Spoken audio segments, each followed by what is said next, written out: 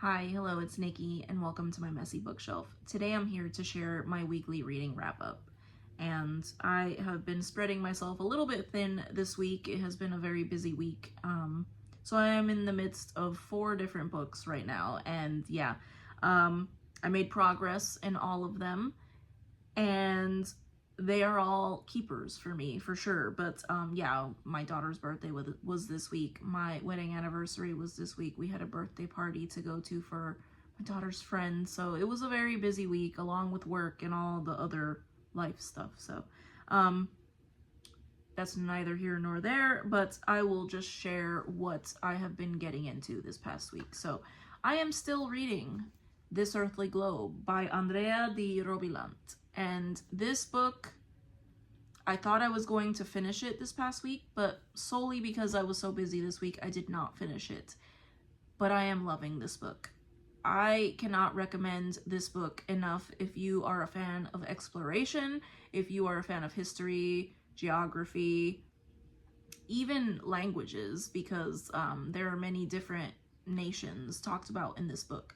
So we are following a sort of court official in Venice named Ramusio, and his mission is to compile texts and maps and travel accounts from all over the world to create the most modern and accurate atlas, because he realizes that what they have access to are medieval maps and travel accounts. So he is compiling stuff from all over the world. So I think in my last video I mentioned that he made use of the travel journals of one of the people that was in Magellan's expedition to circumnavigate the globe.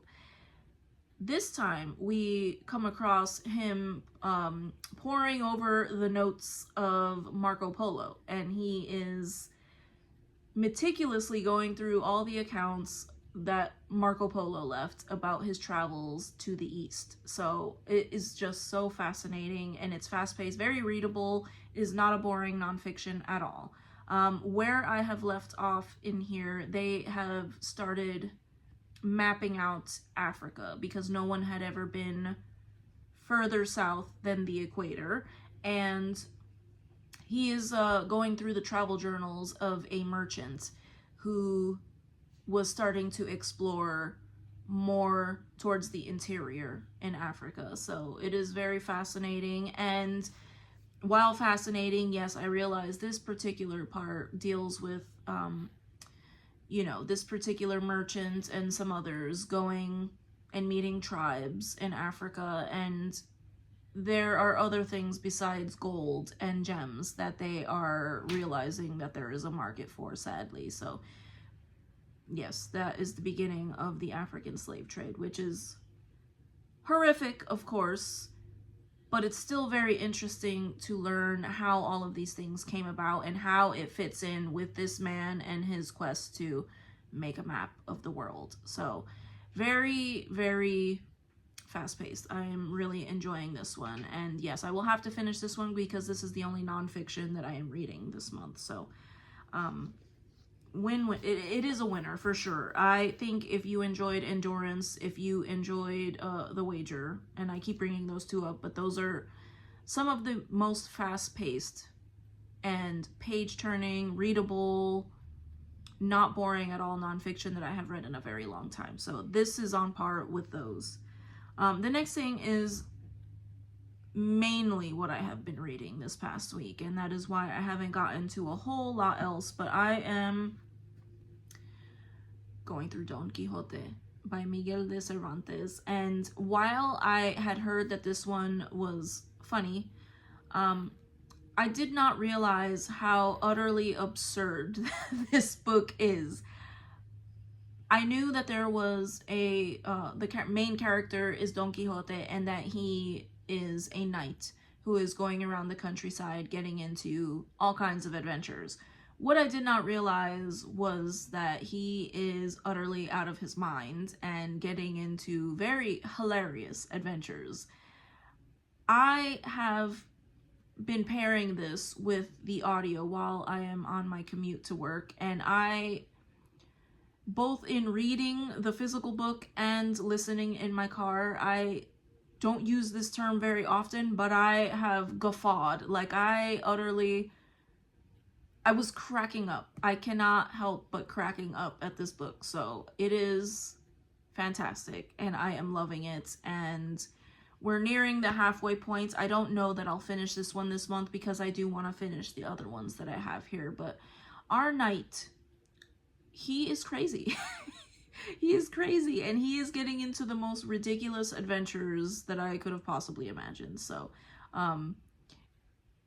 it's just so ridiculous, and I did not expect that. I thought that there was going to be some funny moments, maybe some funny dialogue, but the way that our main character is so serious about his chivalry and his very important job of being a knight errant, it's just hilarious. I can't say enough about this book. I considered making a series about this book because I just had so many thoughts while I was reading this past week. So, loving this one. Probably not gonna finish in March, but I will finish. And this was my mammoth selection for March of the Mammoths. So, hadn't even looked or opened the other selections that I had because once I opened this one, I kept on. So, Don Quixote, I wish that I had read it sooner. I say that a lot, but yeah, I can't with this book. The next one I'm reading is one that I'm only a few pages in, and that is Dead Voices by Catherine Arden, and this is the sequel to Small Spaces, which I read, I think, 2 weeks ago for middle grade March. And this, as I mentioned, is the sequel. We have our 3 friends from Small Spaces, and they are now at a ski resort. A ski resort that is not yet open to the public. Through a series of circumstances, they are able to visit this fancy ski resort that is just opening up, and it seems to be a haunted house type of scenario for our 3 friends. So, haven't gotten far enough in to say how much I'm going to enjoy it, but I am enjoying it already. And I loved the last one, and I do love these 3 main characters. So, 3 kids, middle schoolers, and they are in a haunted house situation. So, I think I'm gonna love this one as well. And these ones, you know, they're middle grade, and they're very quick and fun to read. So, I think that I will get through this one very quickly. I just started reading this one.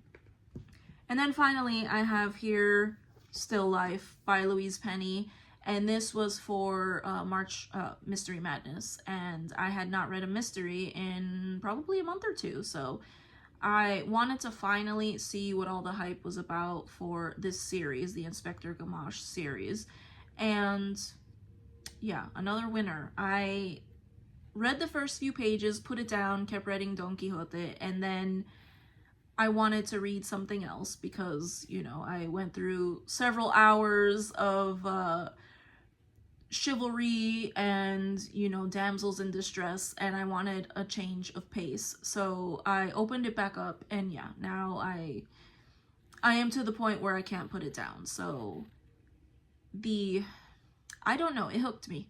So we are in a small town called 3 Pines, and an elderly, very loved woman from her community was found murdered in the woods. So that is where we are, and I am just getting to the point where we are meeting our cast of characters, our community members, and so far I am loving all of the characters. So I know that I am probably going to love this one as well.